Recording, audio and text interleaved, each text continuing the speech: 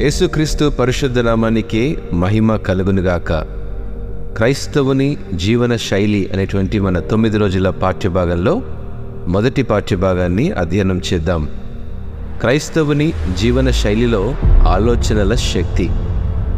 సామెతల గ్రంథము 23వ అధ్యాయము 7వ వచనం ప్రకారము, అట్టివాడు తన ఆంతర్యములో లెక్కలు చూచుకొనువాడు అని వ్రాయబడి ఉంది. మన జీవన శైలిని ఎప్పుడైతే మార్చుకోగలుగుతామో అప్పుడే మన ఆలోచనలు కూడా మార్పు చెందుతాయి.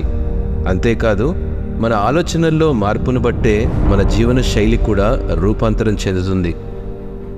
బాహ్యంగా కనిపించే మన క్రియలు మన హృదయాల నుండి పుట్టినవే. వాటన్నిటికీ కారణం మనసులో ఏ మూలనో మొదలైన ఆలోచన.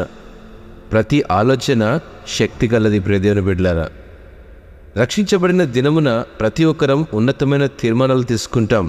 ఇది సహజమే.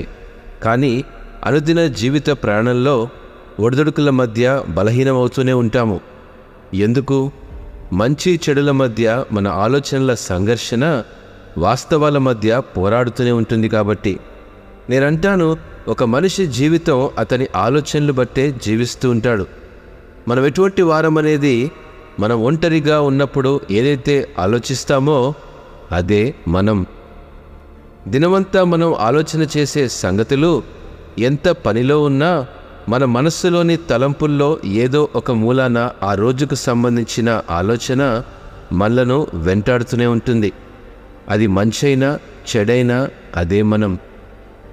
మన కళ్ళ ముందు జరిగే సంఘటనలు బట్టి, రోజు మనతో ఉండేటువంటి వారిని బట్టి మన ఆలోచనల్లో మార్పులు కలుగుతూ ఉంటాయి.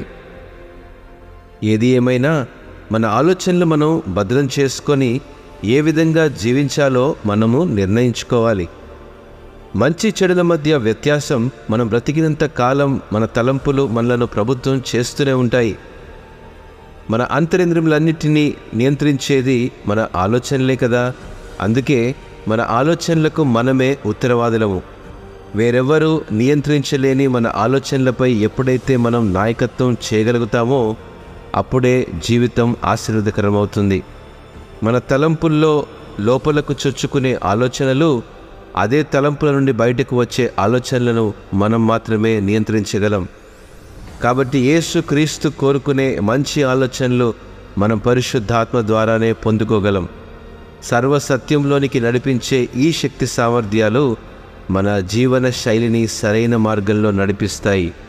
ప్రయత్నించి చూడండి. ఒకసారి ఈ ఆలోచనల్లో గొప్ప శక్తిని, అనుభూతిని మీరు పొందుకోగలరు. ఇట్టి మాటలను దేవుడు ఆశీర్వదించునుగాక. ఆమేన్.